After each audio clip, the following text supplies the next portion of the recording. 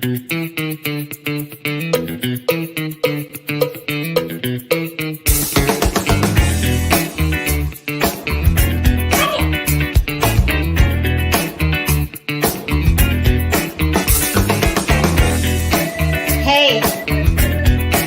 stop.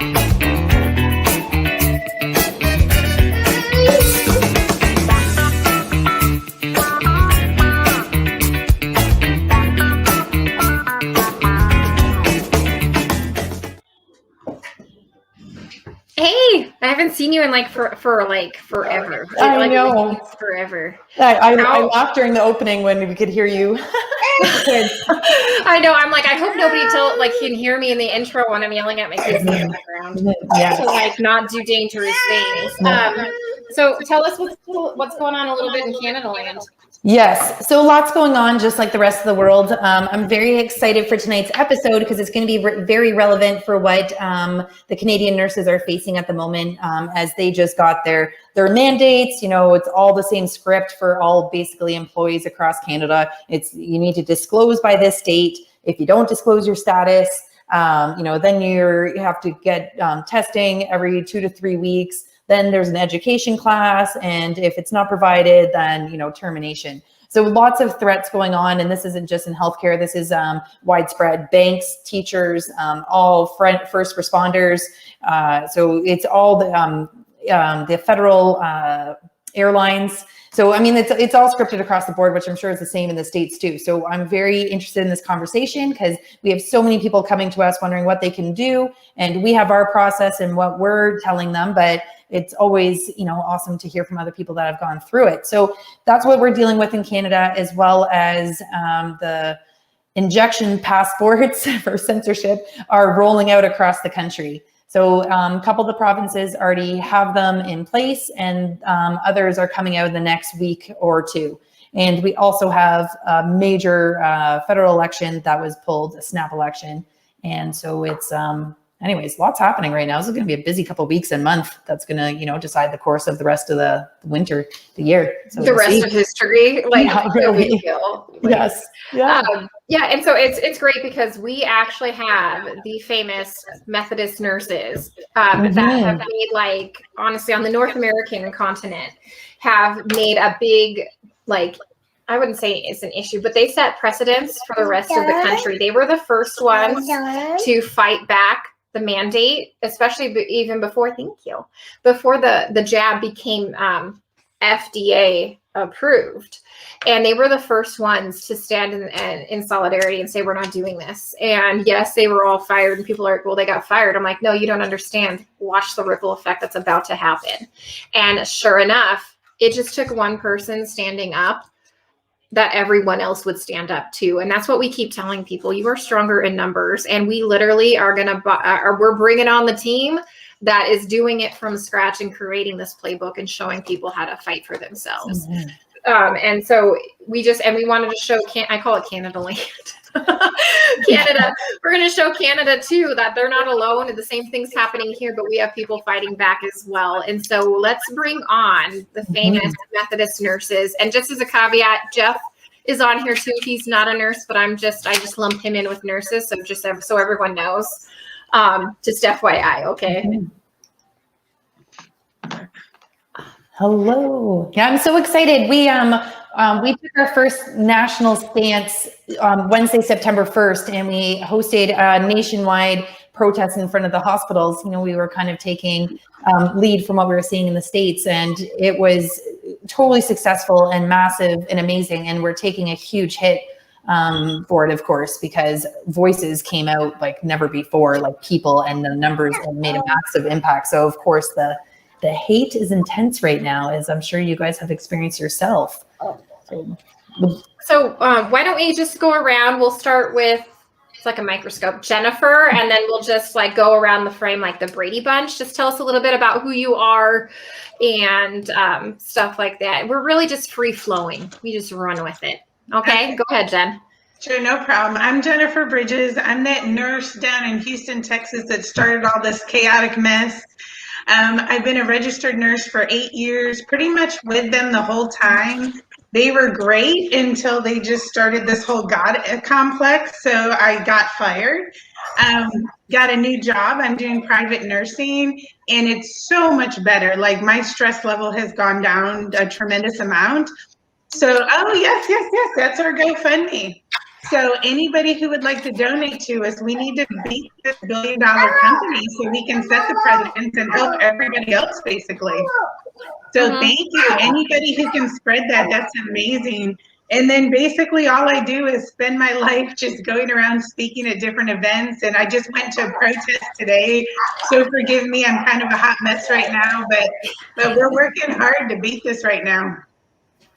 Awesome. And who's next? If you're coming around the screen, I'll step in here. My name is Jeff Hinton.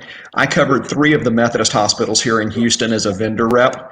So I was in the hospitals, working with the doctors, working with the nurses, and one of a handful of vendor reps who stood up with the Methodist nurses and said, no, we're not going to take this. And so I met Jennifer at a Simone Gold speech here in Houston, and linked arms and said, let's go forward with this. And because you're mandating something on us that is experimental.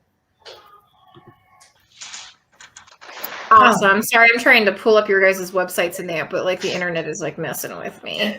But that's awesome, because what I like to tell people is that everyone, you're stronger together, but everyone's afraid of being that one, like me, where they use as an example. But look at what you did when all of you band together. You guys gave everyone else the courage to stand up in the country that is like, no, I'll walk away from my job. I will. Oh, yeah. Awesome. Who's next? I'm next, but unless you want Starla to go first, but I'm next. It's whatever works for you guys. Yeah. Okay, I'll go next. My name is Ceranise Alcindor. I've been a registered nurse for just a little bit over 15 years. I started in Florida, so I moved here to Texas just right after Harvey. So 4 years ago, yesterday. But the Methodist was the first job I got here in Texas as I moved here. So I loved my position here. You know, when I first started at the main hospital as a interventional radiology nurse, and then I moved to West, where I practiced, you know, my good skills as a registered nurse. So at the beginning of the year, I was positive for COVID. So in my thought, I'm like, oh, you know, when they start rolling out, you know, where people have to, you know, take it, I'm like, you know, I should be fine because, you know, I have the natural immunity. But just, you know, that wasn't the case. So I was part of the group of people that was let go because both me and my husband, and we agreed, you know, we weren't going to go that route.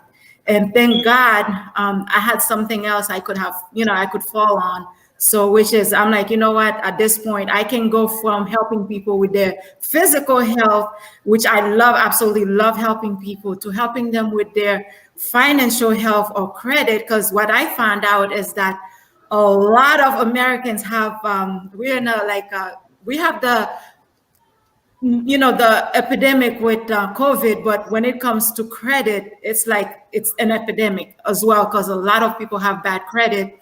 And I realized, you know, why not helping people with their credit health, from, you know, physical health to financial health. So I'm Ceranise, the credit repair nurse. So that's what I'm doing. And it allows me to stay home with my kids. And also it allows me to do other things, you know, which is helping a lot of people. So that's what I do. I love that. We're going to have to dive more into that later on, because I think it's like you said, as more nurses, you know, are just feeling the toxic environment of the hospital and the pressure and these mandates, you know, they're looking for alternatives and what to do.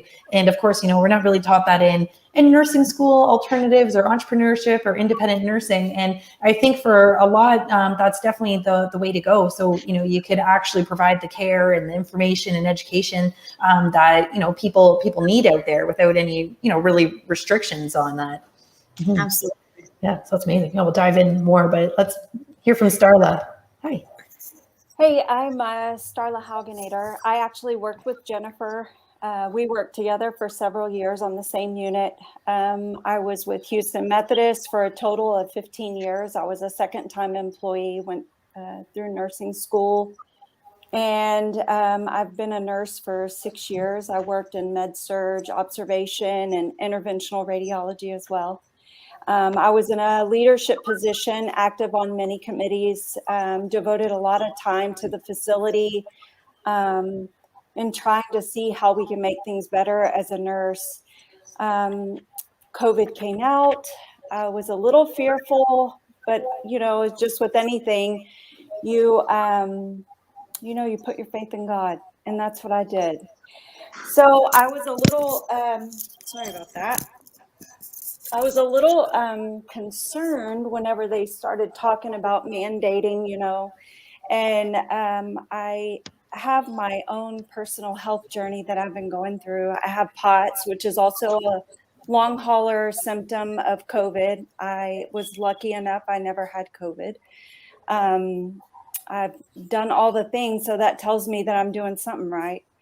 Talking to my cardiologist, asking him, if it was a wise thing to do, just because I didn't get a whole lot of answers about why I have POTS and how I got it and things like that. In the beginning, it wasn't mandated. He told me, let's watch and see what happens. From what I see, it seems to be okay, but get at the back of the line. I'm not telling you no, just get at the back of the line. Well, Jennifer came and saw me, and she was like, "What do you think?" And I'm like, I'm kind of scared. So we kind of journeyed together, and then it wasn't but a day or two after that they mandated it. And that's when, pardon my French, all hell broke loose. And we were mad. We were really mad. Because, for me, it seemed unfair. There should be exceptions to the rule. You can't say that exemption covers everyone, because it doesn't. There's unique situations. And so that's kind of what I've been going through. And so when she mentioned the lawsuit, I hopped on board.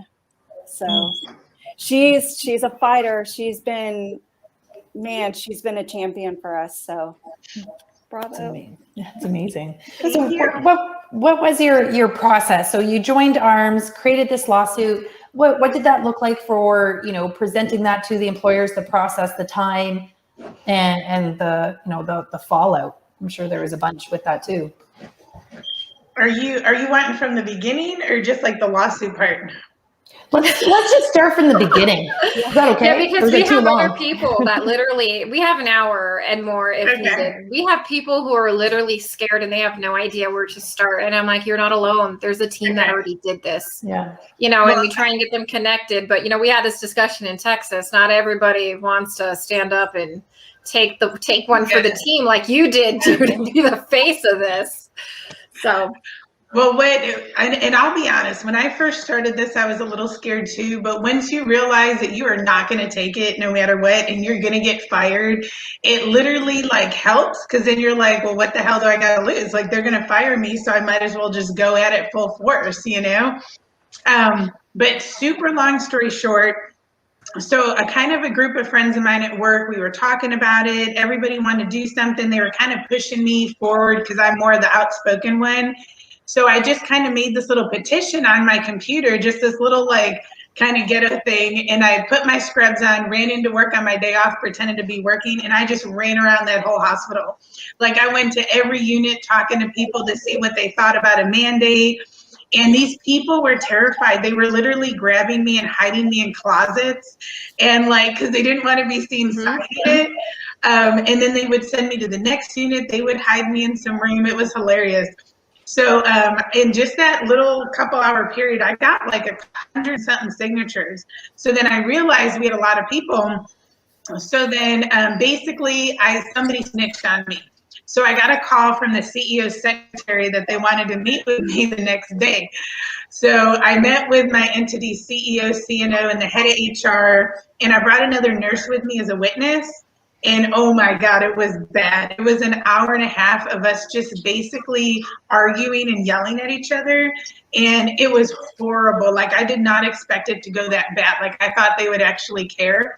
But my own CEO literally looked at me and he was like, 100% vaccination is more important than your individual autonomy. And then he even told me, he goes, y'all are all replaceable. If you don't like what's going on, you can leave. We will get someone to fill your spot. Like, it was horrible. Even my CNO kind of like leaned forward trying to say that I was bullying people into signing the petition.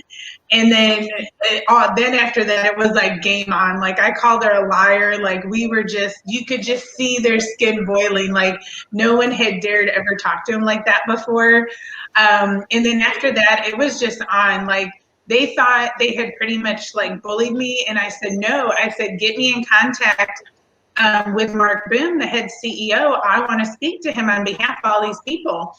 And instead, the very next day, he sends out this massive email stating that your mandate is June 7th, take it or you get this 2-week unpaid suspension and then you get fired. So that next day at work, when that email came out, everybody was freaking out and just scared and crying and didn't know what to do. So I got pissed. So the next day, I spent all day on my day off just Googling news media. So I literally just called every news media I could get my hands on. That same got 2 of the local ones. And then I started the change.org, the online petition, and then things just blew up. Like, every news media, it like not only nationally, but internationally, like started contacting me. And it just went crazy. We started the GoFundMe. It was hard finding a lawyer because nobody wanted to take this case. Like, they were scared. But I found Jared Woodfill out of Houston. He was right, there he is, right on board. That was us on Hannity. And that night was funny. I'm actually in my scrubs. I had worked a 12-hour shift at my new job, got off and hauled butt to the studio. So I was literally in my scrubs. But he took it on and he was ready to rock and roll. So we got the GoFundMe going. Everybody has been like so supportive. It's been amazing. And now literally I'm talking to like over 30 states. I talked to like about 6 people in Canada right now, Europe, Australia, like all over the place. Like, they're all right on board. And the interviews were amazing. I had the BBC at my house once or twice, even reporters from Japan, Germany, the Netherlands, like France. I mean, everybody stepped up and they want to either like talk about it, support it, be a part of it. So this whole journey has been amazing. Like, we get a little bit of negative stuff too, but very little. We get way more positive and supportive stuff than any of the negative, basically. That's amazing. That gives a lot of hope to, you know, what everyone's experiencing right now. So you guys were several months ahead of us.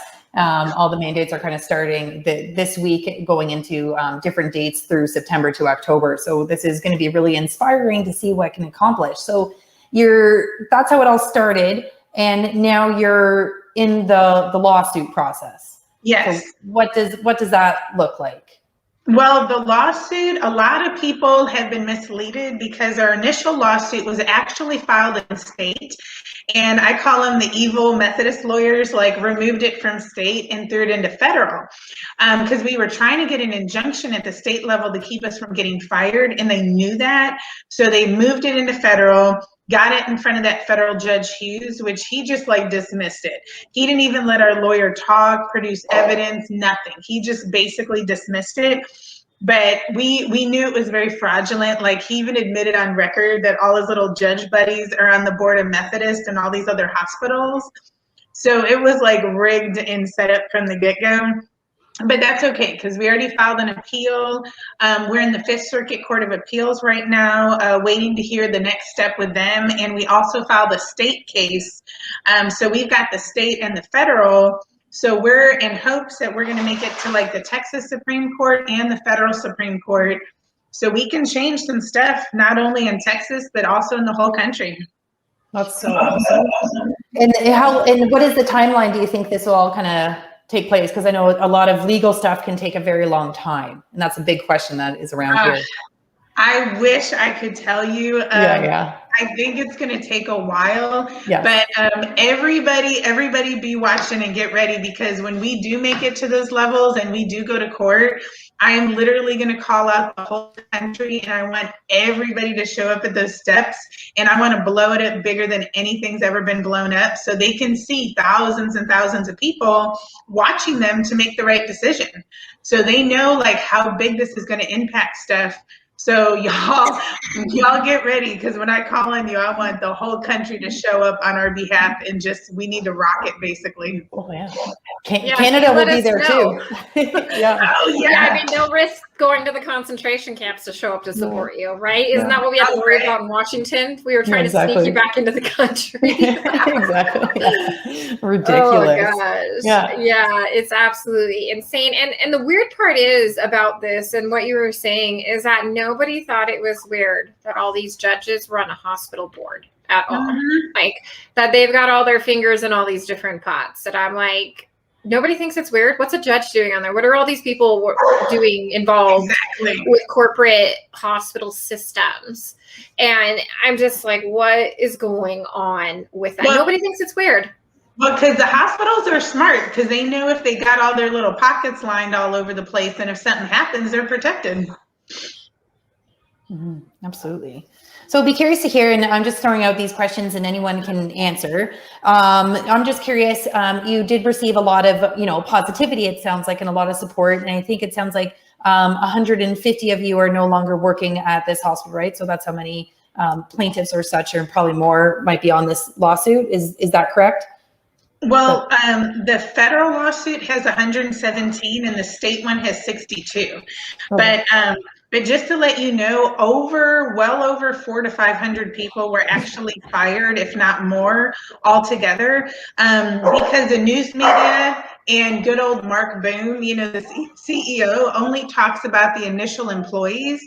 But it's not just the Methodist employees, but just like Jeff, a bunch of vendors, like tons of vendors lost their jobs. We also have Houston Police Department officers on the lawsuit because they were working PRN security for the hospitals. They got fired, and a lot of physicians. They're not talking about the physicians. Like, so many physicians lost their privileges at the hospital. Mm-hmm. And then, like, literally, if they had their office in the plaza connected to the hospital, they got kicked out of their office. So they were literally given a month notice to pack up, leave their office, and find a whole nother place to practice. And then it's way bigger than they're talking about. That's crazy. That's so intense. Yeah. Yeah. And and here's the thing, is that did the hospital not concern themselves what would happen if they just termed like 150 employees? I mean, like, from all of you, like, tell us a little bit about your experience, like, after, like, what you've been hearing, boots on the ground, like, what happened to Methodist after you guys left? Because there's a ripple. You can't just lose 150 people all at once and that not affect patient care, not affect hospital flow, not affect, patient outcomes. So I know personally in the department that I left, interventional radiology, there were 2 of us terminated over the mandate. And they've lost an additional nurse. And I talked to one of the other employees that was terminated because of the mandate. And they said that all they're doing is taking care of COVID patients, and they are really suffering right now in that department. Initially, we weren't able to do like elective procedures.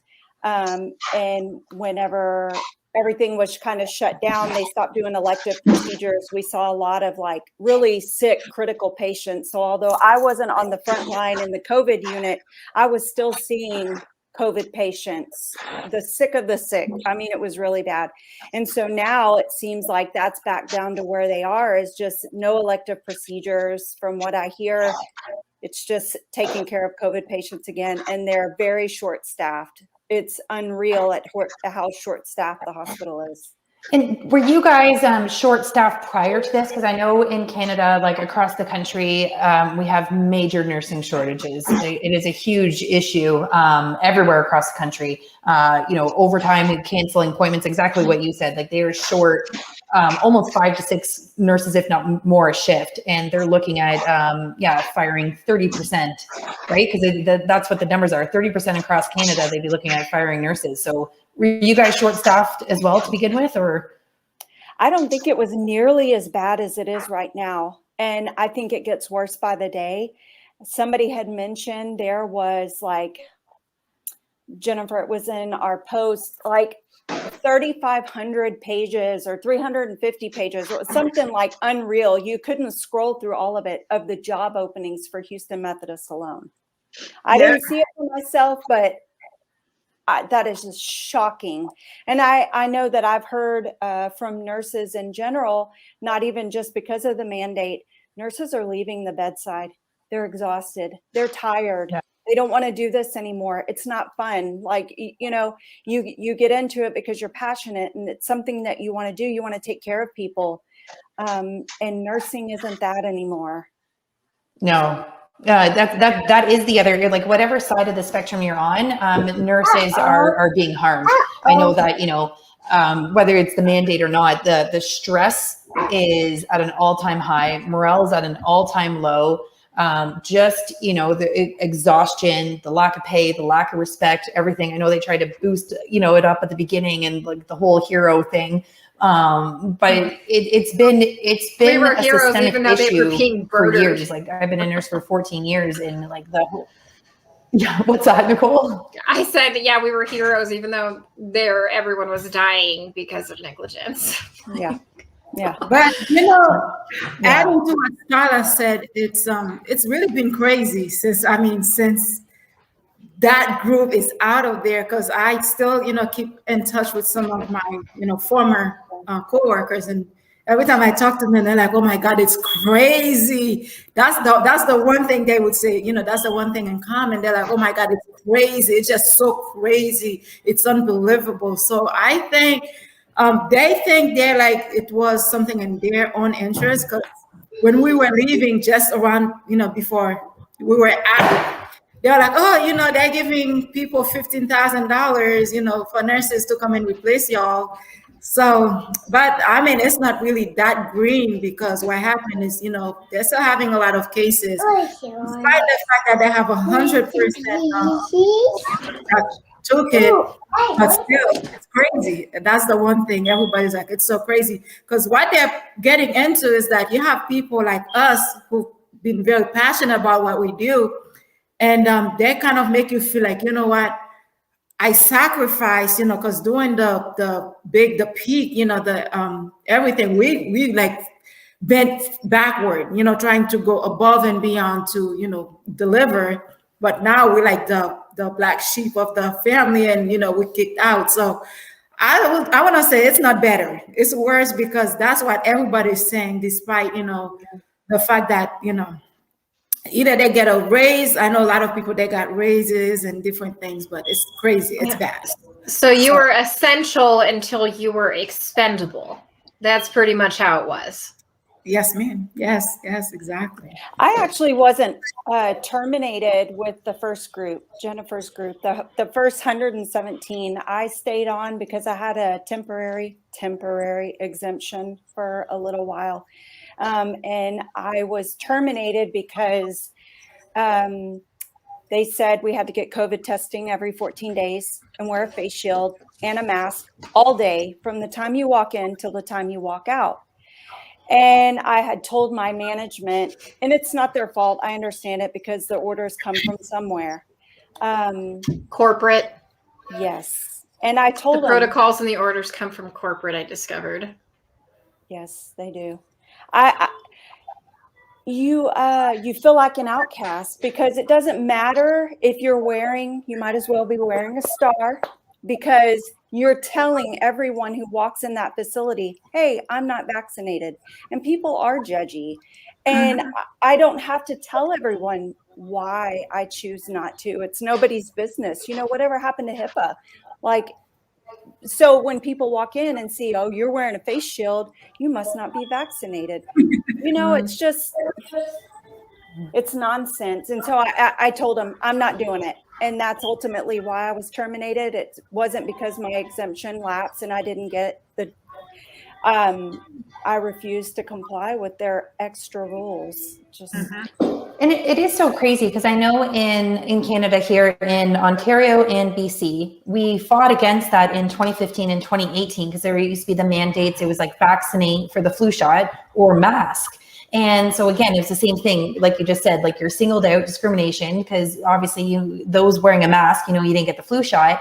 And I remember walking around with nurses that were coughing or sneezing, but they got the flu shot. So they didn't have to wear a mask or anything, but, perfectly healthy people just, for a personal choice, it's like being discriminated against. So we won that battle for multiple reasons, but the two biggest ones, because it was discrimination, went against our Privacy Medical Act, HIPAA. And then the most important one is that they showed, that masks do not work against transmissions of, microscopic like viruses.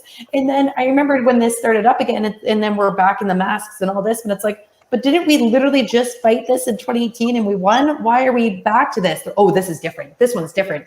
No, it's the same size and it's the same principles. It's the same thing. But it's amazing how quickly it could be forgotten. Yeah. It's amazing how everything can be quickly forgotten. Things all the way I back just from wish years and somebody years would make up ago. their mind. Do the masks work or do they not? They don't work. They're stupid.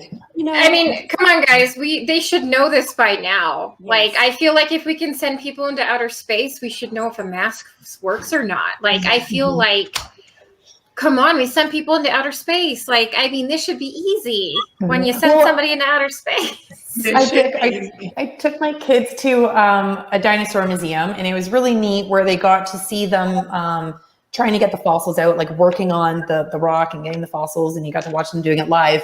And they're wearing like a full-on, like respirator, like a real like mask. And I was thinking, watching all these people around me wearing masks, we were not, but everyone else was wearing masks. And I was like, you're watching this person in a full-on respirator working with dust.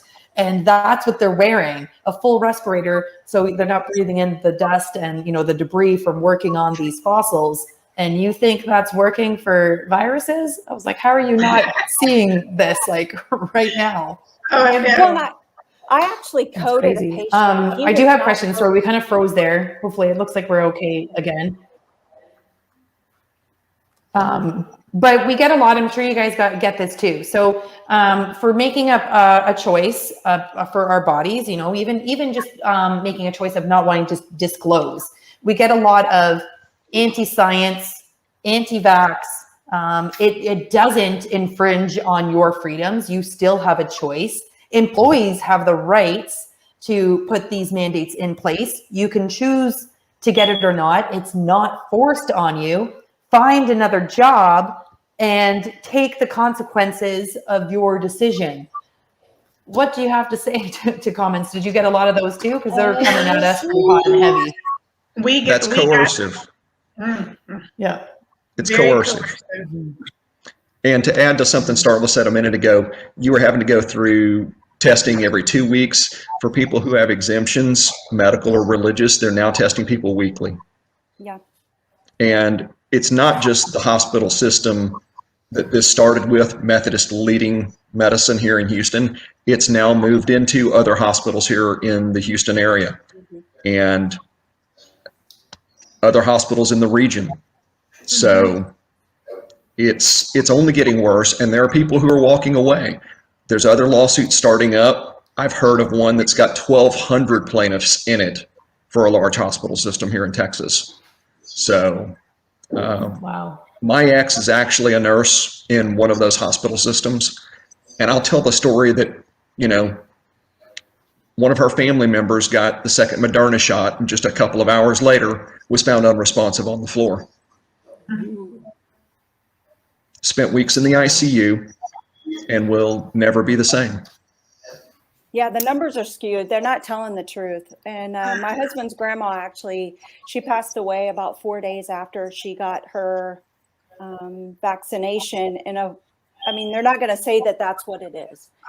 But, something just isn't right. And I still have my suspicions. And so they're not telling the truth. the numbers are not what they should be. No. Well, from the I know vendor that. side, any adverse events that we saw had to be reported. It was a compliance issue. And we were concerned about singular events. We had a couple of events a year. That was huge. Yeah. Absolutely. And I think they said like now there's more adverse reactions and events in the last however many months than the past like 30 years. Yes. Data. So like that's pretty significant that, you know, they're hiding and covering up and saying all this. And even, you know, we keep hearing that it's, you know, I'm sure it's the same narrative across the globe, right? That it's the unvaccinated that are filling up the hospitals right now. And it's interesting because I just found out, maybe you guys are aware of this, that the CDC, I don't know if it's the CDC or something, changed the definition of what fully injected means. So if you had just like one, that means you're not. And same thing, some places, even if you had two, because now they're adding on the booster, that means you're not, you know. Yeah. If you haven't had the 14-day curing period after the second Yeah, one. the 14-day thing too. Yeah. They can just keep moving the goalpost, right? Kristen, you said this in Washington. They're just going to keep moving this goalpost. And we saw this back even before we went to DC to go talk and everything like that. But it's out of control. And then the worst part is too, if you're not vaccinated, you get discriminated against in the healthcare system as a patient. I literally had to send out like an SOS to all my followers. You roll into that ER, you tell them you're vaccinated. And one Hispanic family did, like their mom was not getting better. They went into the ER and she told anyone who would listen that her mom and her were vaccinated over a month ago. She got wheeled right into the back and got services, and other people who were not vaccinated did not get services. They were left on gurneys. And she's like, I'm pretty sure those people looked worse than my mom. And I mean, like literally, she's like, I thought they were going to die.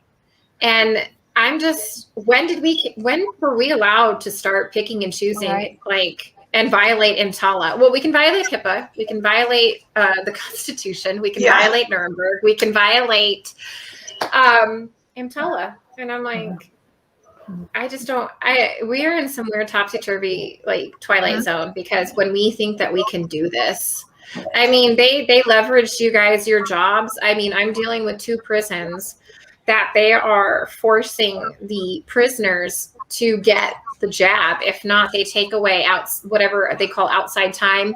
They took away visitation, phone calls. They dropped them down to 1 meal a day and 16 ounces of water. Okay. And then when that didn't work, they started putting him into solitary confinement. And I'm like, and it took forever to find an attorney that would fight that. And I'm like, that literally is the foundation of Nuremberg. You cannot force them into a medical experiment. Like literally you have to have your own IRB just for prisoners and a prison advocate for them. And I'm like, what is going on here? I mean, it's just ridiculous. And then I kind of want to touch back with you guys. So they axed all of you guys because you went from essential to expendable. So what did they do to meet the demands of the hospital after they got rid of you? How did they meet that staffing requirement, Jennifer? They didn't. It's so funny because ever since we got fired, right? Because I have like little friends like all over the place by the CEOs and stuff. They had no idea that so many of us would stand up and reach such a big level. Like they were literally in shock, right? Like they literally had meetings at our hospitals about talking about what we were going to do next. And like, if you know anything, let us know. Like it was crazy. But they didn't expect so many people. They thought they were going to just bully us and they were so powerful, we would all just submit, right? So they weren't prepared. So they reached out to agencies, to travel nurses. They had job fairs, but they couldn't fill the spots. They're offering $15,000, $20,000 bonuses, but they still can't fill the spots. Right now, my friends are telling me it's a huge nursing shortage. It is literally a shit show there right now. The patients are not getting cared for. The nurses are not showing compassion anymore. The patients are mad. They're fighting back, like physically. They're calling security more. And then I even heard from somebody that the wonderful little CEO in CNO that came after me, they're being watched now because the hospital is doing so badly that like they're kind of being watched right now by like the big people. But it has literally gone to just like they cannot. And then my friends are telling me too that people aren't applying. Like all these openings they have, they're not getting all these applications, and all these people rush into Methodist to come work there like they thought they would, because they got a bad name now. A lot of people don't want to go work there. And then we got half the public backing us up. So we have so many in the public that pulled out of Methodist, canceled their surgeries, like they won't go to their doctors. They found new doctors. Their phone lines blew up too. Across the country, people are calling them, just mad at them. Like, why would you do this? So they have gone through so much that they never expected to go through, and they will not recover. Like I'm already trying to think of like the next step forward, because I want to bring them down as much as possible. Like I want them to hate me even more than they already do, basically. Funny thing is, I'm like, what is your specialty? And your specialty was dismantling Methodist Hospital. Yes. That is my specialty, is tearing down these big, corrupt, rich, powerful people that just suck, basically. Yep. Mission accomplished. Well, I mean, they stepped over dollars to pick up dimes. I mean, because outpatient surgery, the elective surgeries are what really generates revenue for a hospital. And all the research has shown that a good quality nurse actually saves a hospital money by providing clinically competent, safe care. And when all these nurses left, they brought in what we call FEMA nurses or whatnot like that. And the worst part is they fired all these nurses for not getting the jab and replaced them for nearly $1,000 a day, $125 an hour, to replace these nurses, and didn't even care if those if the nurses that they brought in, the FEMA nurses, were vaccinated. Yeah. It wasn't even a screening question. Oh, that infuriates me. That is like that. I already spread that into our group, but I'm about to spread that through social media too, because people are just infuriated by the fact that we're getting replaced by people making triple what we were, and they don't even have to be vaccinated. It's insane. No, I told you, girl. I told you where to find out, like where they're all, like, you know, and stuff like that. Because I'm just like, oh, what is going on here? Because if there isn't a surge, guys, like there was last time, they created an artificial surge by getting rid of all the healthcare professionals. And here's the thing, is that the nurses aren't going to put up with this shit. Okay, people have finally realized the value of a nurse. And so the seasoned nurses leave. They replace them with new graduates who don't have the comparative knowledge to know what, like, honestly, to compare if this is okay versus not okay. I mean, when I went to go help a hospital, I was the most seasoned nurse at 10 years. And the next one with the most experience was 9 months. I mean, granted, it was a great competent team. They were, I mean, good teamwork, but I mean, yeah, they knew their charting and they knew everything like that. But when I started to point out certain things they had never thought of, which only comes with collaboration, experience, and time. And so, I mean, granted, I only lasted 48 hours before they Googled my name. But I mean, thank God at least they were compassionate and cared. But I'm not seeing that everywhere. Like, I'm not. It's just like they're there to collect a paycheck. One nurse told me, she's like, when I asked, I'm like, okay, they're here for DKA, but they apparently tested positive for the Rona, but none of their labs are indicative of Rona. Everything is 100% indicative of DKA. Why are you guys treating the DKA? This person's going to die. And she's like, I don't know. I don't ask questions above my pay grade. I just do my job. And I'm like, honey, that is your job. That is your job. And she was like, literally, she'd only been a nurse for 2 months. Wow. And that's what they replace. You know, we need Jenna on here, the nurse that asked questions from the UK. Yes. If it wasn't 1 a.m. in the UK right now. That's what it's come to. I mean, and they're setting up to destroy the future of nursing, because they're going to just chew up and spit out these new grads and debase the nursing profession to doctor helpers. Yeah. Well, in doctor helpers, yes, but have you seen the robot nurse, Grace, the coronavirus nurse? So yeah, those are coming in next year. Her name is Grace, the coronavirus nurse. I hope you were lying. And they're somehow Oh, going wow. to turn a patient and change like dressings and suction a G tube and Oh my God. And so my disinfect somebody's rectum. I mean, is a robot going to do that? I mean, You I know would like a what? robot for that. Get that metal robot finger to like disinfect that way. Could you imagine? That would be hilarious. Well, I know I cannot say it enough. I want to say a big thank you to you, Jennifer. I know I've said it before a few times, but I want to say thank you for your boldness, for your courage. Because I mean, before that, I felt like we were alone. I'm like, because when I met Jennifer, I'm like, girl, really, I felt like I was alone. Because from the campus that I used to work at, I felt like I was the only one, that didn't get, job. And I'm like, man. But when I talked to Jennifer, she's like, girl, we are not alone. There are a lot of people out there that's supporting us, be strong, stand strong. Because a lot of people, before I left, they're like, well, where you going to go? Everybody eventually going to, mandate it. They're like, well, you might as well stay and go with it. I'm like, well, I don't want to do that. So then, I'm like, because I did feel like, okay, everybody eventually going to mandate it. I'm like, okay, I don't want to have to go from job to job, because that was my first, like I mentioned, my first job nursing, well, my first and only job in Texas. I'm like, you know what, really let me find, another exit, despite the fact that I love helping people. But when I found out about Jennifer and I got to talk to her and met her, I felt like, wow, it was a big relief. I'm like, okay, at least, I feel like, there are other people out there like standing strong, for what they believe in. So big thank you to you, Jennifer. I know I've said that several times, but I love you and I really appreciate you for being bold and not let other people bullying you, us. So, but thank you. Because sometimes it takes one person to stand up and to get everybody else to stand behind them. But thank you. And also, Nicole, just in case I don't get to say it before we're done, I want to say thank you for allowing us to be here on this platform to express ourselves, to let other people out there know, hey, you are not alone. You are not alone. We're here. We're all in this together, and we're going to stand strong. Yes. Well, thank you for coming on, because we want to get your message out there. I mean, literally our podcast is Ask the Nurses, and you know what? We know all the details. Yeah. We're going to tell people. So Kristen Nagel posted a couple links up here. This is super creepy. I did not know this existed. I'm robot? Like, what is going on?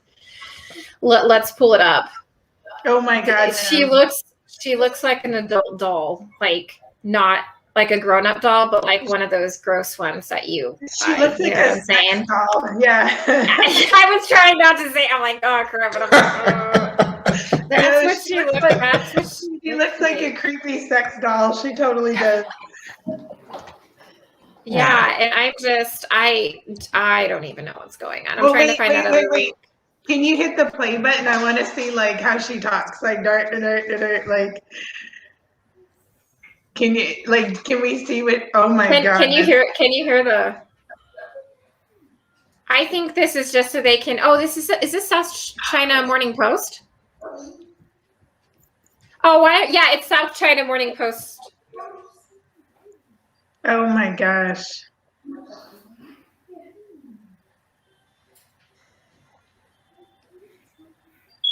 I'm gonna have to look this up.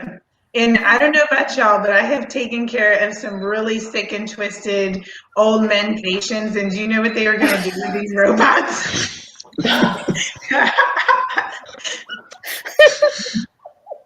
Oh my God. Okay, now that I know that it's the South China Morning Post and this is from Hong Kong, I am not surprised at all. But yeah, I'm pretty sure they repurposed an adult play doll. Yeah, I'm pretty sure. I'm sure. Mm-hmm. It came up CNN. Well, I mean, not that I love CNN, but they even aired it and talked about it. Sorry, go ahead, Jeff. Just to even imagine you're going to try to replace the compassion that nurses provide their patients with a bot is ridiculous. I have, over the past 6 years, I've worked in medicine. I have come to love the nurses I work with because I see how much you pour yourselves into your patients. The depth of your compassion is amazing. And to think that somebody would even attempt that, they don't understand what they're dealing with. And that was to bring back that point about, human connection and touch and just empathy that, that you can only get from actual real human interaction. And I don't know if you guys saw, we're calling it the hand of God. And they got 2 latex gloves that they tied the fingers together, filled it with hot water, and tried to wrap the glove around the patient's hand so they would feel like they were comforted and were holding someone's hand during their last moments, or if they were alone.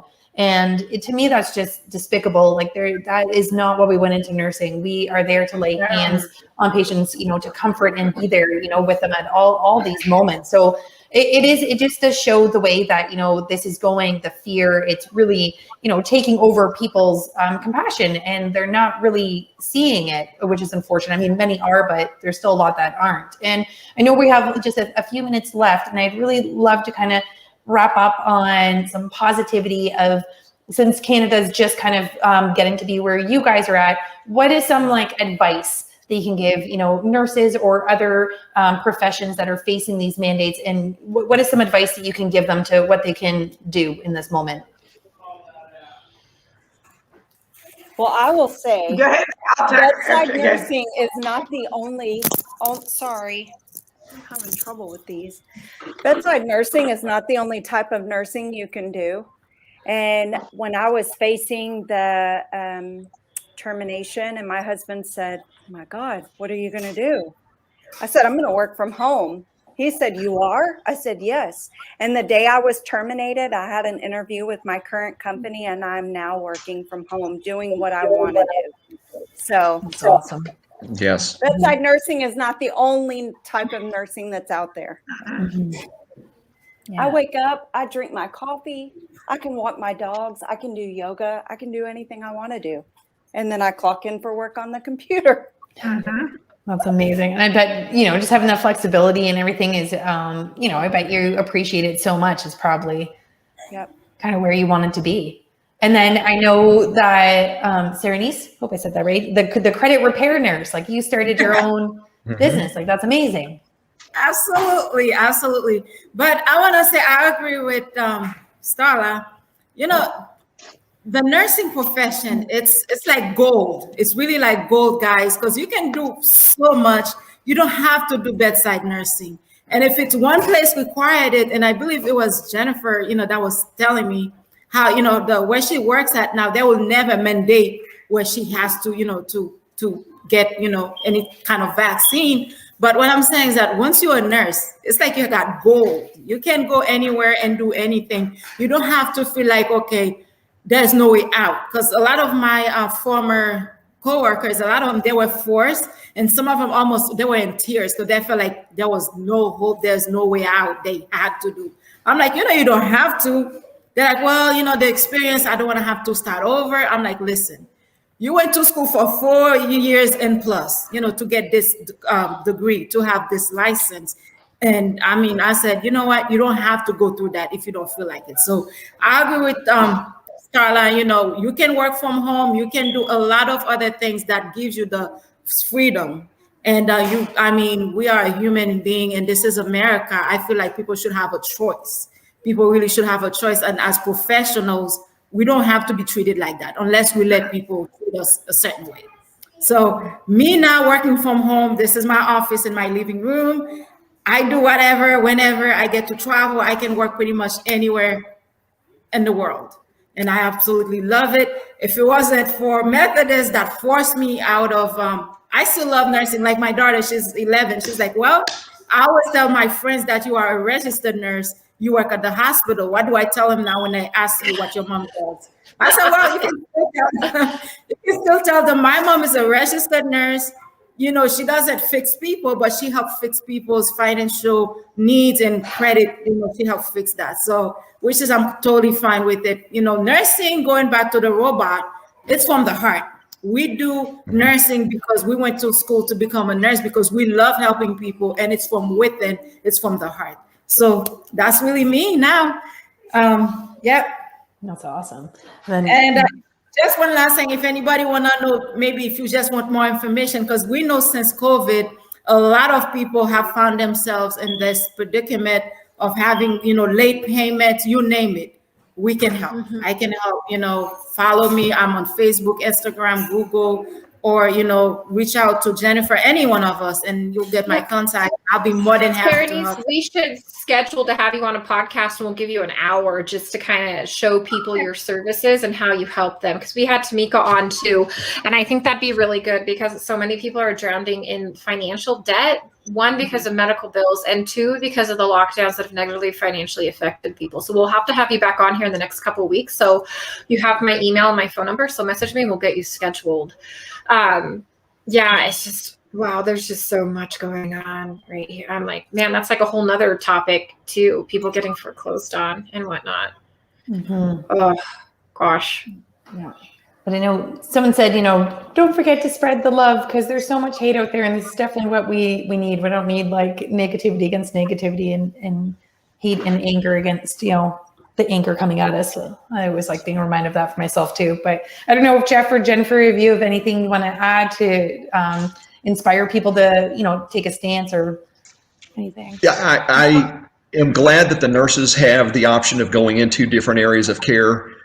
Having been a hospital rep with all of the hospitals, with the exception of one major one here in Houston, they're pretty much mandating the jab. So as a hospital rep representing products to the hospitals, I'm pretty much barred from doing what I've done for the last 6 years. So I'm having to transition into something else, which I haven't found yet. So not the first time I've changed industries, and I've had an amazing time in this one and would love to stay working in the hospitals. But until our country regains its sense and realizes that we have autonomy, our body, our choice, and some of us, like Starla, I've got my own pre-existing conditions. I've got my own religious objections. So until we get our rights upheld, which is what Jennifer started with Jared, our attorney, this is about our rights. This is about taking control over ourselves. We are not slaves. Because if we submit, amen. Because if we submit to this, it's a slippery slope and what's next, right? And I think a lot of us can see where this is all going. If we cave to this, then, it's just, something else and something else. And I think a lot of us know this whole agenda, where we're headed. And so we've been telling people, and using Nicole's line, hold the line. Yeah. And just, and to stand strong and band together and just, know that, like you guys, we're strong in numbers. Our voices are powerful. And this is at a pivotal moment in time in history that we need to take a stand. Freedom isn't free.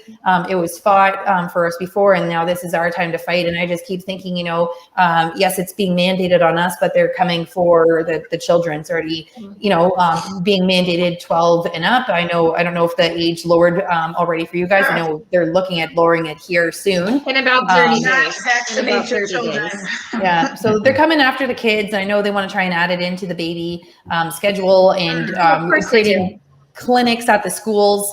And I know, if you're in attendance at the school, that's consent and bypassing parental consent and all that nonsense. So, I mean, even if we're standing up, for ourselves and our jobs, like we're standing up for so much more. And I think that's really, important to realize that this stance is, about the mandates and health freedom, but also our children and the future generations to come. So we got to change the course of history right now. Oh, definitely. We're working on it. And everybody just remember, like, our company was very cocky. They didn't think we were all going to get fired, so they weren't expecting it. All these other companies mandating it now. Y'all have power, and y'all don't even realize it. Y'all band together in big numbers, and you fight back hard and strong, as fast as you can, as quick as you can. And they're not going to admit to it because they're going to bully, they're going to threaten you. But you do have negotiation power because these companies cannot afford to lose like hundreds or thousands of staff members. And they're going to act like they can. They're going to put on their poker face, and they're going to make you think they can, but they can't. So if people need to kind of grow a set right now, and they need to all get together and not just worry about their own individual job, or this is going to be a disaster. Everybody needs to get together, fight back hard and strong, show them what you got, protest, Get lawyers, sue everybody that's doing these mandates, call your politicians, make them step up. And I'm very disappointed with our governor because he's literally done nothing to help us. I'm actually thinking about starting a huge protest in front of his house in the next few weeks. And I'm very serious. He needs to man up and protect his people. So y'all got powers. Just don't back down. Other states, other employers have already caved and negotiated because they realize they can't lose all those people.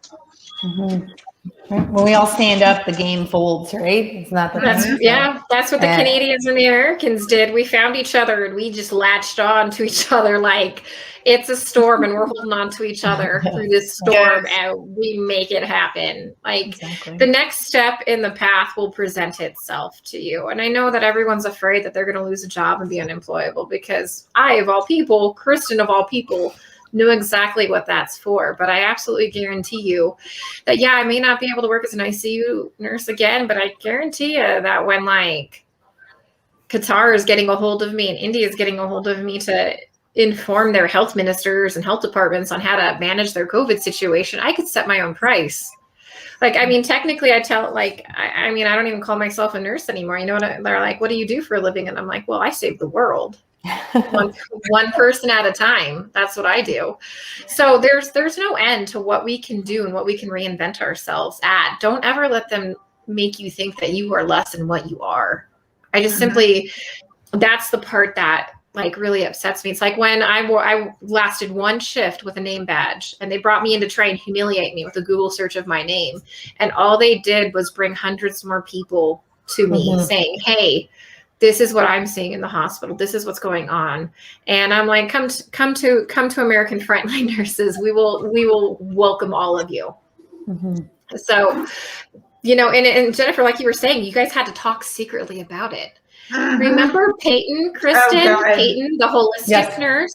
Yes. She used to say that people would tell her that they didn't want to get the flu vaccine either. And they would have to secretly talk about it like a drug deal. Yes, people were literally meeting me in stairwells and hiding because they didn't want to be seen with me. It was so funny. Yeah. Guys, I want to say one more thing, and I meant to say that earlier. I'm in the kind of the shame and the whole stigma behind it because I remember at the beginning of March. I had a patient because, it's IR people. There's some of them, they're regular people that comes every week or twice a week. One of my patients, he came and he's like, oh, have you got vaccinated yet? He was asking everybody. And I'm like, oh, no, not yet. He's like, what? So then instantly he felt like I wasn't competent enough to take care of him. Then when I rolled him into the procedure room, he was telling everybody in the room, she haven't vaccinated yet. She haven't gotten the vaccine yet. Oh my God. I'm like, and then I was telling my husband, he's like, what about the HIPAA law? He shouldn't be asking you that, Then from there, I'm like, okay, should I lie every time they ask me, should I just tell them, hey, you don't have any right of asking me whether or not I've been vaccinated or not. And then from that point, I feel like I almost want to lie. If they ask me, have you been vaccinated? I want to say, yeah, I did, because it just, the way people were going at it, it just wasn't feeling good. It wasn't right. I'm not sure you guys experienced the same thing at some from the beginning. I had a service company manager. I had a service company manager ask me if I had been vaccinated, and I read him the Riot Act and said, you can't ask me that. As a matter of fact, violations of HIPAA are required reported offenses. So I sent an email to their corporate office and told them, guys, you will receive a restraining order at the national and local level if this happens again. And the one thing that we're leaving out of the conversation is naturally acquired immunity. I without a doubt know I was exposed in January and February of 2020. I got sick before there was a test, and we don't have a really good test to tell us whether or not we have COVID or not now. But I'm absolutely convinced I got the sickest I'd been in my life in 30 years. Was sick for 3 weeks. I'm sure I got COVID. I'm sure I have naturally acquired immunity. I went to Mexico City during the H1N1 outbreak in 2009 and took a team of 10 down there. And none of those people got sick. Why? We took care of ourselves. That's the thing, right? Like you took care of yourselves, and that's been missing from the start of this conversation. If this really was about health, why has there never been one thing discussed about health? Like in 18 months, there's been no discussion of anything to do with health. The people who bring it up are crushed. Yeah. Absolutely, and turn into anti-science and all that other stuff. Like you're literally not allowed to talk about health or prevention or how to take care of yourself. No, it doesn't matter if you're fat, out of shape, you eat horribly, any of the other stuff. It's just that's all gone out the window. Yeah. Oh, remember, Kristen, we were called conspiracy theorists because we told people to eat organic vegetables, take a multivitamin, get 30 minutes of exercise a day. Yeah, that was actually posted in Vice. In the Vice, Vice, that's what they quoted us as, and like, listen to these nurses and what they're saying. Yeah, it was hilarious. Yeah, but I love these conversations because I think it starts to normalize being able to ask questions and normalize these conversations and normalize, like that we should be able to talk about these things without being, having heated arguments, that there are always, two sides. There's always a lot going on. And the one thing that is true about science is how little we know about it. Things are always changing. We need to always be asking questions. We always need to be looking at, new focuses. And so we can constantly be doing better. But when you start silencing and taking away the whole other side, then that leads to a very dangerous area. Oh yeah, you're trying to find the quote. Yeah, I'm trying to find it. It's actually freaking hilarious. There should always be two sides. What's that, Jennifer? One of the other things, if I hear trust the science, oh my gosh, I'm gonna vomit. Yeah. Yes. I tell them, you want to see my science? I'll show you some science if you want to trust something. And the next time somebody asks you if you've been vaccinated, I have a very simple answer to that. Look at them and ask them, say, well, do you have herpes? And if they look at you crazy, be like, well, if you want to know my information, I get to know yours. It's the same thing. Yeah. Same thing. Yes. Well, I appreciate you guys coming on. I know we're kind of like over the hour mark. I know that we could probably keep talking about everything, but we'll have to get you back on as anything changes, any new updates about your lawsuit.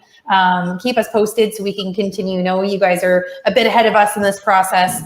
So it's great to kind of hear where you're at so we can continue to, share with Canada, keep, inspiration across globally what's going on.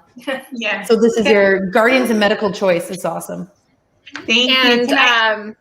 Yeah, go ahead, Jennifer. Oh, I'm sorry. I was just going to say, can I solicit one thing really, really quick? Yeah, sure. Okay, so this is our website, and you can go up on there. You can get truthful information. We post updates about our lawsuit, send out a newsletter. We're putting up personal testimonies from people who had adverse reactions. And you can go, I'm going to stand up. I've got the t-shirt on. We've got t-shirts that we sell on there, and we'll ship them out to anybody in the world. There they are, and all that money goes to our lawsuit as well as the GoFundMe. So that way we got all the means to kick them in the butt. And and one more thing too, November 21st, we're having some promoters reached out, and we're having a big Texas country music concert as a benefit to help us pay for our lawsuit. That's amazing. Yeah. Kristen, is it worth it to get sent to the concentration camp to come to Texas? Oh yeah, come on. I'm like, shoot, it's gonna be like when I had to like smuggle myself across the Texas border. Really, what is a Canadian coyote called? Is it called a Saint Bernard? You guys do have to. It's been a year and I still don't know if Canada has real coyotes or like immigration coyotes, and I don't know, and I'm still baffled by this. I don't know, because when you brought that up to the last time, I think they thought you were talking about the animal. And remember that? Yes. Yeah. And I'm like, because I was talking about like what was happening along the Texas border, and we were having like the coyotes smuggle in ivermectin before they opened the borders up. And I'm like, thanks, Biden. I'm like, now no one's dying at the borders anymore. But yeah, and I'm like, but do you guys yeah, you guys have like legit like the coyote animal, right? I think that's what they're talking. Because I don't think. Oh yeah. Yes. Yeah, but it's just this ongoing thing, even from DC, because I even asked, I'm like, what do you call a Canadian coyote? Is it a St. Bernard? I don't even know. Until I met Kristen and Sarah and the Canadian frontline nurses, I legit just thought they played hockey and ate maple syrup. I didn't even know you guys grew tomatoes until I met Rachel from Farmers for Freedom. That's how freaking ignorant I was. I'm like, y'all grow maple syrup up there. Nicole legit didn't even know we had a part in like World War II, which is hilarious. Everyone I just did not know us. at all. I'm Yeah, like, what? Is this a joke? I don't know, but that's funny. There. But anyways, that's it. The husky. I like that. Yeah. The husky will smuggle you across the border. Yeah. Yes. Okay. Well, that conversation's taken a turn, but yeah. Oh yeah, it's insane. But thank you so much, guys, for coming on. I know we're all very busy in this fight, and I know inundated with messages and support and everything that we're doing. So I hope you're finding time to get some rest for yourself. Rest for yourselves, and keep up.